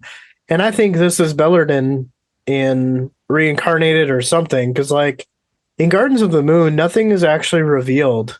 I feel like Gnos comes across like a statue of something, like a great collision, some type of physical thing of sorcery, and he thinks that he sees Bellerden there. But I mean, I don't know. There's just so many things about Artanthos in this chapter. So many like subtle giveaways that I feel like it's alluding to somebody. If it's Bellerden, great. I love being right. But if it's not, whatever, But I think it's him in some way, shape, or form. You had mentioned this to me, and at the time when I read it, I didn't have that thought. But when you said, "I think I know who this is," then my first thought was Bellerden. But now that I think more on it, I think it can't just be him. I think it's like Silver Fox. There must be somebody else there with him, and I don't know who that would be. God, what if it was fucking Tayshren somehow too? But what if it has something to do with Nightchill and her curse? Like in the prologue, their brothers or her brothers are basically like, find yourself a good like partner or companion. What if this is like his way of remaining attached to her in some way? Yeah, I don't know. I can only imagine it's Nightchill's memory who is telling us that the prairie rejuvenated him and but also if he flinches when she's talking about her death or Tattersail's death, who else was with Tattersail? Nightchill wasn't really alive, so the only other person would have been Bellerden. I think it makes sense. I really do. I don't know. It seems messy for sure. Oh yeah, absolutely. But I mean, I would definitely be watching, well, not watching, but like reading with a keener eye during these parts, if more are to come. So yeah, we'll definitely have to see what happens for sure. I think this was my last point here, but Silver Fox says that Erbirth proclaimed the gathering, a command that every Talan Imus on this world had heard, and made me wonder, well, is there Imus on other worlds? I think so. I do think so. And they can't come? Do you think they heard it? I do think that they heard it, yes. I wonder if that's something that'll play out or not. I feel like she talks about it towards the end of the chapter too, though. Well, doesn't she just say that all that are able are coming? Yes, but she's unsure if they can. But I think that she does say that they definitely heard it. Well, more read and find out. Yeah, yeah. All right, well, I mean, that was definitely a doozy of a section, and there's a lot of good stuff in it. And I think that, again, we could probably have a mini episode just on that section alone. So hopefully we did it justice, y'all. But I guess with that, I'm ready to put down my popcorn and read my section here. Go ahead, man. All right. In his mind, Whiskey Jack was reeling. His thoughts spiraled down. Memories rose like ghosts. The volley of sorcery at Pale, the decimation of the bridge burners, the assault on Moonspawn, a plague of suspicions and desperate schemes, A. Coronis, Belurden, Nightchill, Tattersail, the list of mages whose deaths could be laid at High Mage Tayshren's feet. Whiskey Jack had not been sorry to see that the man had taken his leave. Inside his mind, his thoughts raced to that of the outlawry, and Lucine's proclamation cut loose. But it was all a lie. Only he and Dujek knew the truth in that. They had everyone else believe that they had been outlawed, and therefore they stuck with Dujek because of loyalty. Inside his mind, he tells himself that she knows. The girl knows. He had no doubt that this small child was Tattersail reborn. He could see it in her facial expressions and the way she carried herself. He damned Tayshren for what he's done, whether intended or not. Whiskey Jack had not known Nightchill. They've never spoken, and what he knew about her was solely based on the tales he had heard about her. Mate to Thieleman Bellerdan, practitioner of High Rashan sorcery, and among the Emperor's chosen, ultimately betrayed like the bridge burners. He could see what remained of that woman cast a shadow over the child. The gleam in Tattersail's eyes had darkened somehow, and seeing it frayed the commander's rattled nerves. One of those repercussions settled in his mind. He thought to himself, "Oh, Hood, oh gods, forgive us for our foolish games." Back in Pale waited Gano's Paran, Tattersail's lover. What will Paran think of Silver Fox? He wonders if it is grief that is burning holes in Paran's gut. As he struggled to comprehend the young girl's words, he looked over at the Maibi, and sorrow flooded his emotions. The gods were cruel indeed. She would likely be dead in a year. The girl's final words jarred him once again. The Talani Mass are coming. Kaller called for an abomination, and would kill her if he could. He wouldn't abide to killing a child, but is she a child? But the most strangest and alarming fact of all is that she is the new ruler of the Talani Mass. Whiskey Jack blinked, and the occupants of the tent slowly came back into focus. Silence stood ambient in the tent as thoughts mulled around everyone's head. He looked at Silver Fox and felt a flash of empathy. He looked at Corlott and found her gaze locked on him. He found himself complimenting her on her extraordinary beauty in his mind. After a long moment, he nodded, agreeing to Corlott's unspoken message about the child. He understood now. Corlott sought a private conversation with him, and he just agreed to it. He wished he had Quick Ben here, as he was sharp in these kinds of situations. He thought to himself, if he should tell Paran about Silver Fox, is it even really any of his business? Nice little section. I like the fact that we are basically inside Whiskey Jack's mind as he's kind of recalling everything that happened in Gardens of the Moon. So it was a nice little tie back into the book. Yeah, I think so. And I don't feel like we got a ton. Well, I don't know. I guess it's been a while since we read Gardens, but I don't remember how much we actually got in Whiskey Jack's head. Not much.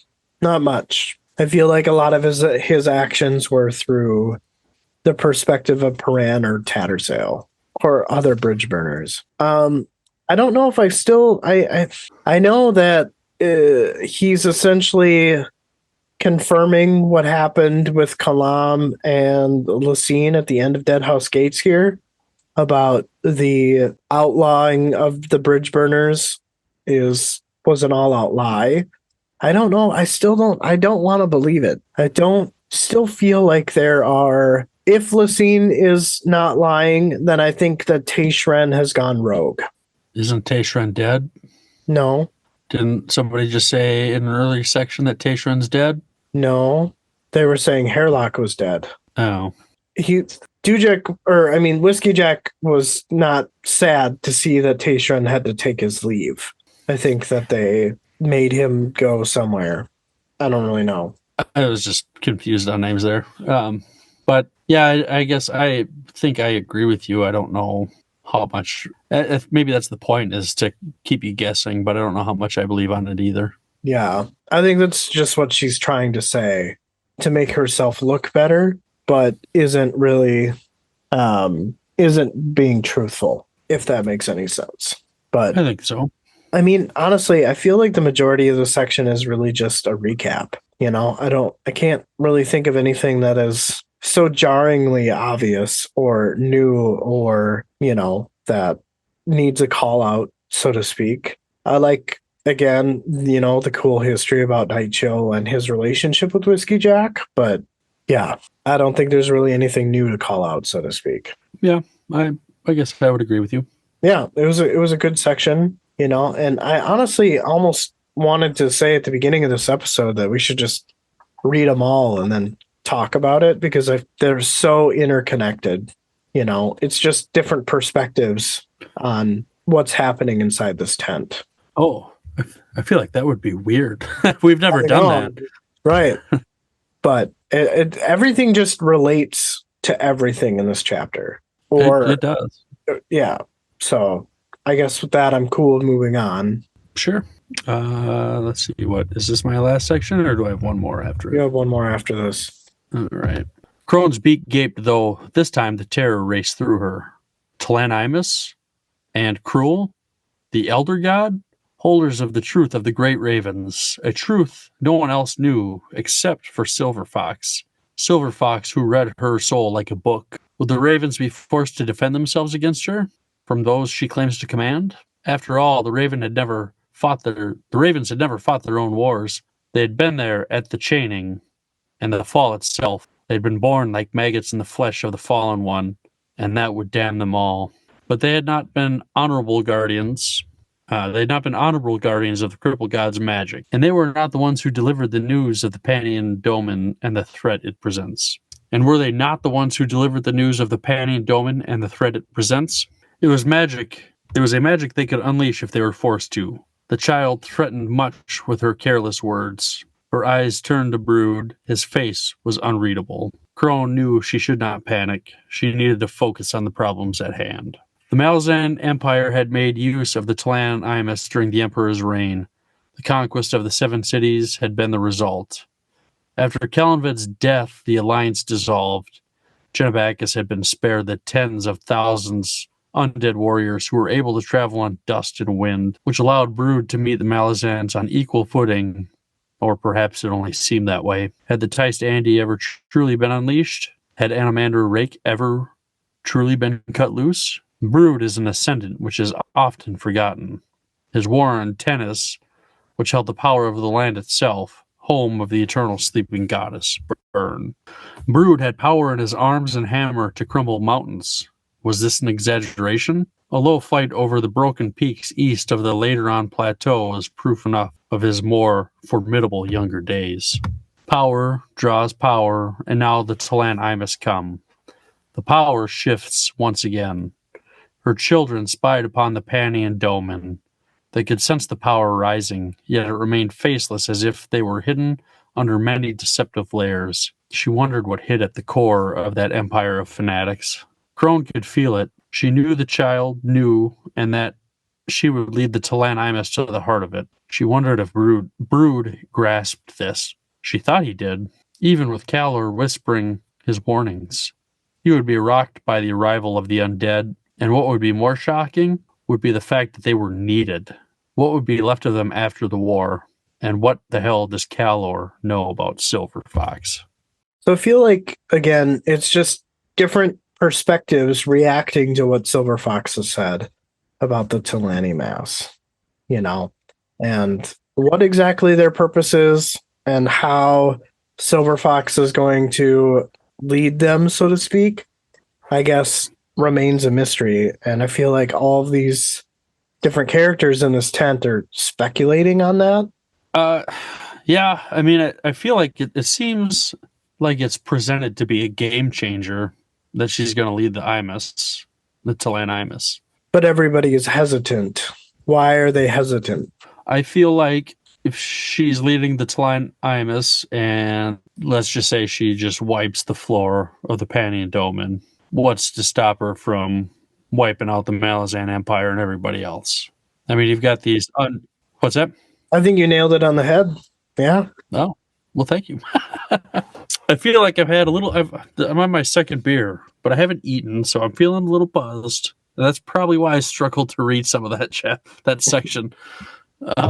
So sorry about that. But yeah, I don't know. That's why I think Silver Fox is going to be a player. If she's truly going to lead the Imus, if something doesn't happen to her, I mean, it seems like the Talant Imus could be or should be a pretty unstoppable force. Yeah, I think so too. I'm curious as to know what's going to happen. Like how things are actually going to play out. Are they actually going to be an ally, or are there going to be three different companies all at war with each other? I wonder the same thing because, yeah, you think like, I mean, if they team up with Brood and Whiskey Jack and Dewjack, like they should fucking just wipe the floor with them. I feel like because if they've got tens of thousands, well, I mean, I guess we know the one Septarch has half the people, so he's got 50,000. So we know that the Panning Dome, and I guess we could say at a minimum has 100,000 soldiers. Might not be very well armed, but 100,000 people could probably do quite a bit of damage, even if they're not armed. Right. But then I'm trying to imagine how do you kill a Talant Imus? It's already bones. If you just hit it, it's going to fall apart. Can it like put itself back together? I don't know. they're immortal. So Right. So how do you fight that? I don't think you can. I mean, that's how they won over, 7 cities, right? Not won over, but like took over. But it also, and I guess maybe it was before their transformation. I mean, we know that the Tlanimus suffered some pretty heavy losses too. So maybe that was before. That must have been before they did their transformation. Right. So there very well could be not very many left. I mean, who knows? But part of me also wonders if, everybody is hesitant about the Talani Mass because of their history. Calor even points out that the Jaghut were pacifists, and the Mass basically wiped out. I mean, we know this, right? They wiped out the Jaghut, at least on the continent that was in the prologue, which I believe is Genebacus, as far as the first part goes. So I wonder if they're just seen as like ruthless killing machines and they can't be stopped. I mean, there must be a way to stop them. Otherwise, they'd be ruling the world, I feel like. So I don't know. We'll have to see what we find out. Yeah. Anyway, sorry, we can move on to your points. Those are just No, it's all my good. initial thoughts. Yeah. So Crone knows that Silver Fox knows some truth that nobody else knows. So I wonder how Silver Fox could take advantage of that, or if she told others how that could be taken advantage of. I don't know what the downside is to be known that they're extensions maybe of the crippled god. I don't know. I mean, because it also talks about, maybe it's in the section upcoming, but they feed off magic. But we did see Hairlock, I think it was Hairlock in Gardens of the Moon, killed a bunch of them, right? I believe so. Yeah. Was he just that much more powerful? Were these ones younger where they couldn't handle the amount of magic he threw at them? I Or don't what? know. I don't know. I don't remember. There's definitely some mystery there. And again, I feel like the answer is just beyond the horizon, but we're just not there yet. I have enjoyed in this book that it does seem that we've gotten quite a few answers very early on instead of just more questions. Yes. Which I feel brings us back to Jim's point in the prologue, is that Gardens of the Moon is just like hey, you might like this, but if you reach it, I'm going to give you a little bit more and give you another taste. But then in this book, everything just gets laid out and answered for you, which Yeah. I think is great. I mean, it follows the rule of 3, really, even though there's more after this book. But I think it ties up things from Gardens of the Moon, is kind of the purpose of this book, alongside other things. Yeah, wonderful. If we'll keep getting references back to the first book or not. Oh, for sure. I think so. I feel like we're getting a lot of that already. and I feel like it's just to progress the story, really. Yeah, it's been good. Yeah. Next point, we've got an event called the Chaining. Do you think that's like referring to when Calor was cursed or something else? Do you think that's like when Reyes was, I guess, kind of locked away in his tomb or whatever? I think it's one of two things. It's the people that were trying to bring down the crippled god to fight Calor, and they chained the crippled god and then fell. It's hard to get any type of order from here, but I feel like the chaining. What I'm guessing is in chapter 2, when Quick Ben is talking to the crippled god, he mentions that the gods of his world chained him. Oh, So- maybe I just didn't remember that then. I think that's what it's referring to, but I could be wrong. Gotcha. All right. So we get a phrase where it says it was magic they could unleash if they were forced to, referring to the great ravens. And I'm kind of wondering, like, if all the great ravens died, do you think the crippled god's magic would die with them? Like, are they just No, like little placeholders for his magic or something? they must be. I wonder if like he will eventually absorb them back into himself and become more powerful. I don't know. That's a good question. Yeah. And then it continues on, and Crone's thinking that this child threatened much with her, quote, careless words. And I can't help but wonder if maybe Silver Fox knows exactly what she's doing and then they're not actually careless. They're just, that's how Crone perceives them. I think Silver Fox is being strategic here. I think so too. I mean, I almost feel like she's too smart for her own good. Yep, I get that feeling too. But what to make of it, I feel like, again, I'm in this position where I have the information, I just don't know where it's leading. Right. That's a kind of a good segue to my last point that I had, where Crone says that she could feel it and she knew the child knew, and that she would lead the Tlan Imus to the heart of it. So to me, I feel like, is that saying that Silver Fox is going to ride in with the army of the Tlan Imus to basically relieve the siege at Capistan and break the Panian Dome in, or is it something even beyond that? I don't know. I mean, part of me wonders what's the word I'm looking for? How hell-bent the Talani Mass are in finishing what they started. Like, maybe they'll be really hellbent. I mean, maybe it just depends on the leader they have. maybe. I don't know. I guess, is Tattersail leading, or is this Fran Cole and K. Rule's plan to do what? I mean, they had to have had intent. I mean, clearly the intent was for her to lead the Talani Mass, but why? Yeah, I'm not sure. Did they know about the Panian Domain, or did they have ulterior motives? I don't feel like they could have known. I don't think that they would have known about the Domain, Right. or maybe they did and we just don't know yet. But yeah. Those are all the thoughts I had for that section. All right. Well, we can move on to my next one. All right, you ready? Yes, sir. All right. Defying her own self-disgust, the Mybe forced clarity into her thoughts. Listening to all that Silver Fox had said, she hugged herself. The secrets assailed her instinct, as much exposure was fraught with risks. Yet she finally understood the position that Silver Fox found herself in. These confessions were a call for help. The Mybe thought to herself that her daughter needs allies, because she knows that I am not enough. She knows that these two camps, who were enemies, now needed to be bridged. What was Tattersail and Nightchill are calling out to their old friends. Will they answer the call? She couldn't tell how Whiskey Jack was feeling. For all she knew, he could be agreeing with Calor's stance. She saw him and Corlat exchange glances. She told herself to think.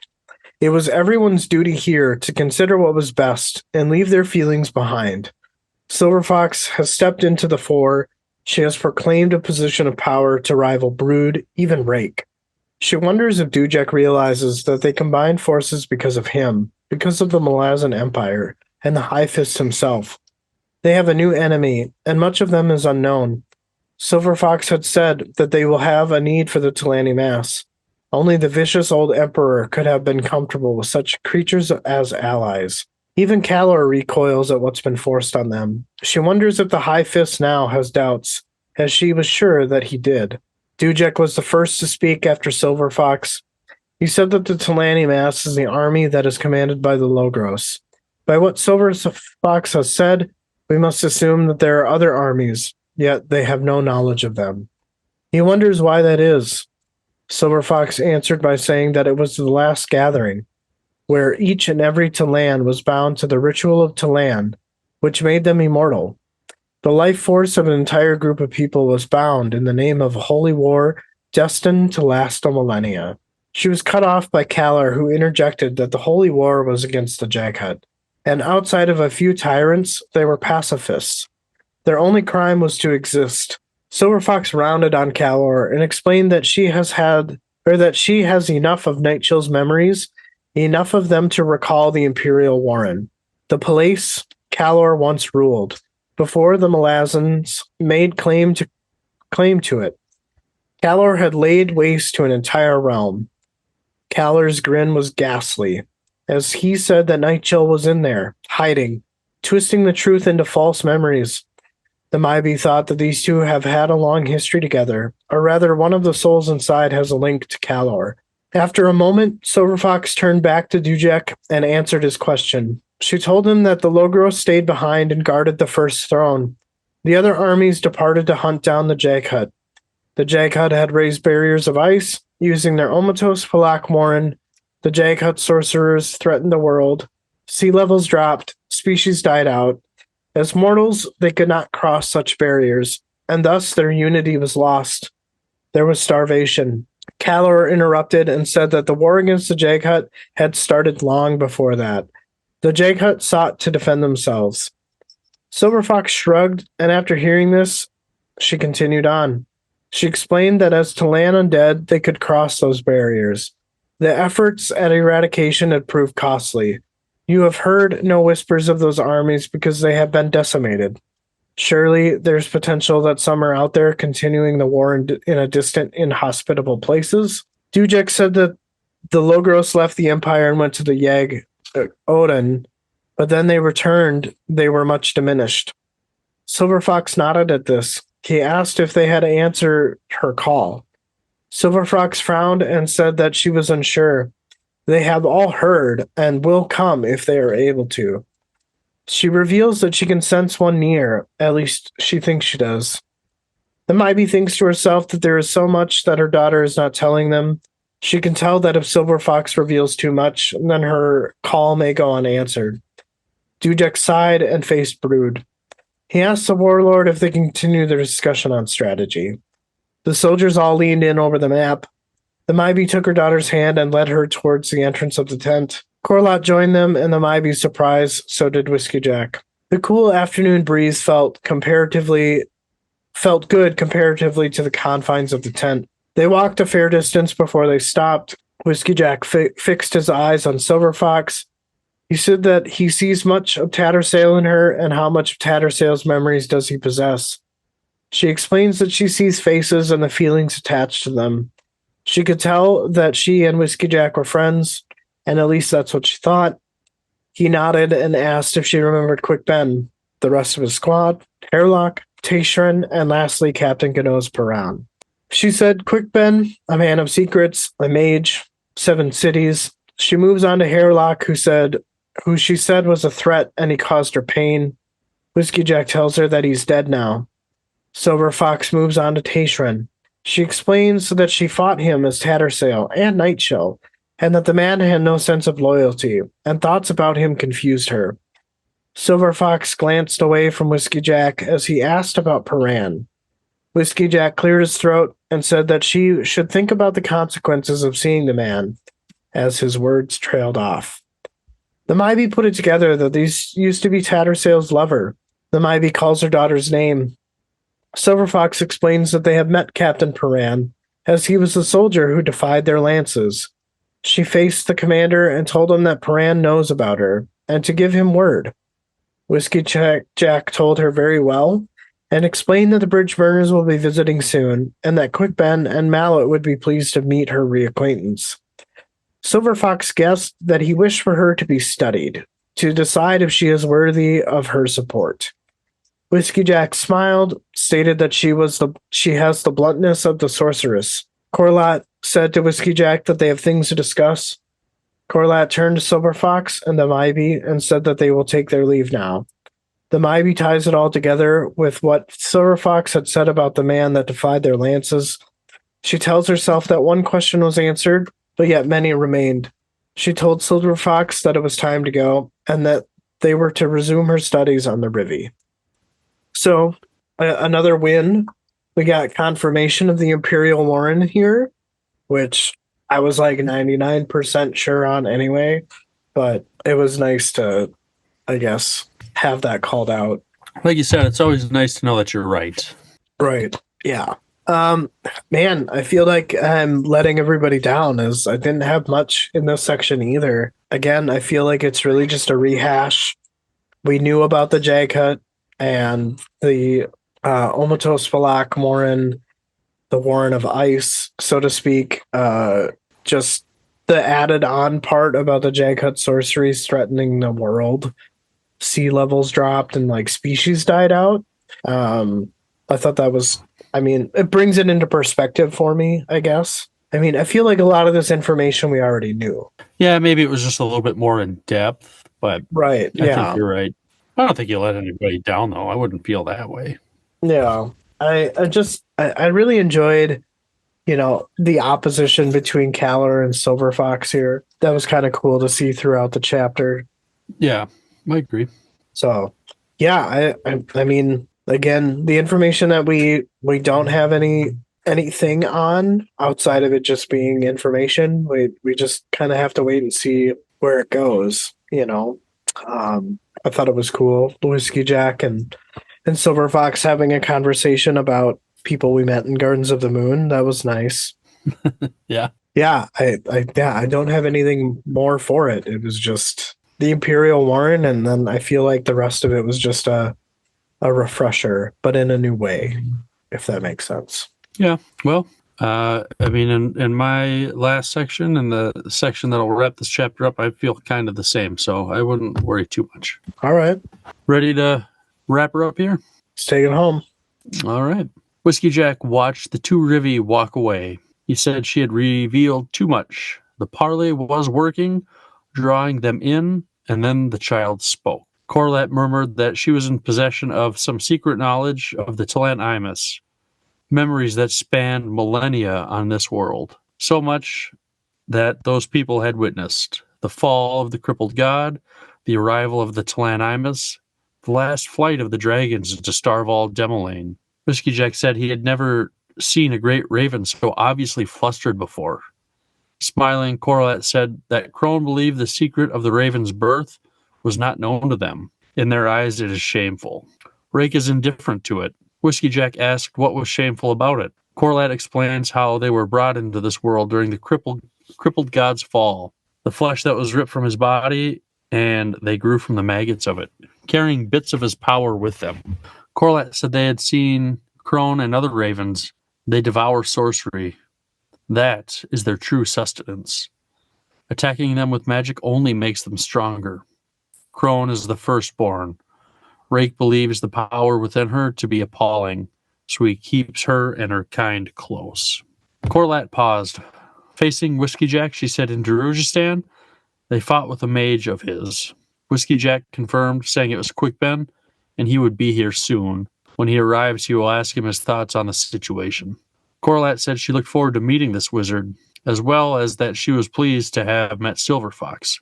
Corlat believed she trusted the girl, and it appears the girl spoke true in her trust of Whiskey Jack. Whiskey Jack said so far, there wasn't really a reason for her to trust him. However, he would do his best to earn it. Corlat said she never met Tattersail, but it appeared more of her was showing with Silver Fox every day, and that she seemed to possess admirable qualities. Whiskey Jack said she was a friend. Corlat asked what he knew of the events that led to her rebirth. Whiskey Jack told her they didn't know much. They learned of her death from Paran, who had come upon her remains. She died in the arms of a Thelaman high mage named Belladin, who was traveling on the plain with the corpse of his mate, Nightchill. It stood to reason that he was going to bury her. At that time, Tattersail was a fugitive, and seemed plausible that Bellarden was told to retrieve her. As far as he could tell, it was as Silver Fox had said. Corlett was silent for a moment. When she spoke, it was simple and logic. It was a simple and logical question. They could sense Tattersall and Nightchill within the child, and the child admits as much as well. But where is this Thielemann? Where is Bellarden? Whiskey Jack drew a deep breath and shook his head, thinking to himself that he didn't know. I only had two things, and I guess we can address the second one first. Yeah, as I typed the summary up, I think it was obviously before you had texted me about where you thought Bellarden might be, because I hadn't thought about where he'd went. Just assume he was dead, but he's probably not. No, I don't think he is. And it was this part of the book or this chapter that made me look at all those clues with Artanthos. So I definitely think that you must be, at the very minimum, partially right. I don't think it's wholly Bellarden in Artanthos. I think, again, I know we talked about it before, but I think there's somebody else there with him. Yeah. It's just kind of how I feel, I guess. Maybe it's Taishran. Who the fuck knows? Yeah. Yeah, I don't know. I guess we'll just have to read and find out. I mean, hopefully we get some answers soon. And I don't even know where I would go with predictions. I feel like there's just so much. There's so many possibilities as to what this next chapter could be. I don't even know if I have a starting point. I feel like with all the parley stuff, that's all semantics. And it's just kind of one of those things that you kind of have to get out of the way as a transition between Gardens of the Moon and this book. So Right. I think that now that it's done, we'll kind of get a ramp up to the other things that'll happen. I think the siege of this city is inevitable. I imagine that'll be probably later in the book, but I think that's definitely happening. You think so? How it's gonna, I think yeah. that it's probably just going to be like one of the first things that happens between these two armies. You think so? Yeah. I think that, inevitably it'll happen throughout Genebacchus. Kind of like a cat and mouse type of thing. I guess we'll have to wait and see. All right. Yeah. I don't know, but I think, it's one way or another. I think it's happening. How major it will be, I guess, is kind of up in the air, but I don't know that we're gonna. Yeah, I don't know. Do you think we're gonna get a battle outside the city? You got the city defending itself, and then Brood and Dujek and everybody shows up, just duke it out. I don't know. Think possibly. Yeah. I guess I'm just going off of, the chain of dogs. I feel like it's possible that, these battles could just take place in one spot, but I feel like they'll probably move and rove around a bit. I guess I feel a little differently just because, we know that they're focused on Capistan for whatever reason. I don't know what significance that city holds, but it seems like they're hell-bent on taking it from the sounds of it. So unless they take it quickly, I don't know how much running around they're going to want to do until they take it. Yeah. Well, I thought the plan was to liberate the cities that they had already taken. And then... Well, that was Dujek's plan, or Whiskey Jack, or whatever. Not the Panning Doman has control of those cities. Gotcha. So I guess I haven't looked at the map. I'll have to check that out. But maybe Capistan's the next one, the next town over or whatever. So you think they're just going to try to intercept while liberating the other cities from the Pannon domain? It sounds like to me that they're going to, from whichever direction they're coming from, they're going to try and liberate these cities. I get the sense that these cities are behind Capistan. So they're going to liberate them. I don't know that you really gain any additional soldiers out of it, but then you've got friendly places you could fall back to, I suppose, if you needed. Oh, if you have to turn and retreat. Yeah, it's all on the east side, next to the Rust Ocean. Coral, Marek, Seta, Lest, and then Capustan. So Capistan's the last stop on the map, basically. Yeah. But I guess, we don't know what significance it holds, really. Right. Not yet, anyway. So I don't know. I think there will be a stand there. For sure. Yeah, I would agree. Well, I guess I don't know if I'll get to it tonight. I'm a little tired all of a sudden. But, yeah. I will. I'll probably read tomorrow when I can. I'm gonna go throw some laundry in the dryer and probably eat something, and I'll probably start reading it. All right, man. Well, I will probably be up for a little bit, but yeah, another great episode. I look forward to doing it again. Absolutely, yeah. It always feels like an accomplishment to get another one down, another chapter down. So we're one step closer to the end of the goal here. Yeah, right. Yeah, very true. Very true. All right, man. Well, enjoy your dinner. You enjoy the rest of your evening, and we'll chat soon. Sounds good, buddy. See you, bud. Bye. Bye.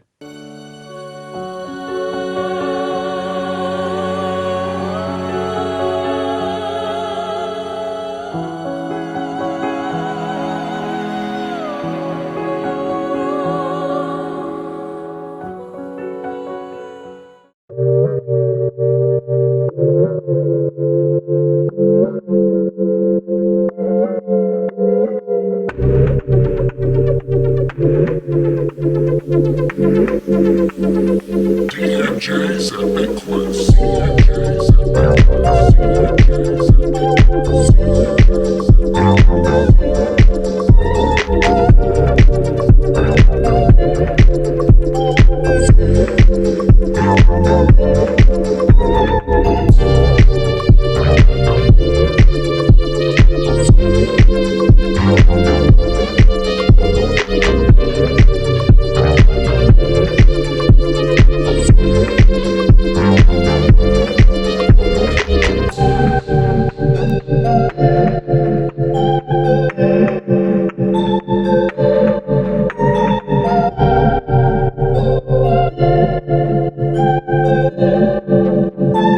DMJ's Epic Quest. CMJ's Epic Quest. CMJ's Epic Quest. CMJ's Epic Quest. CMJ's Epic Quest.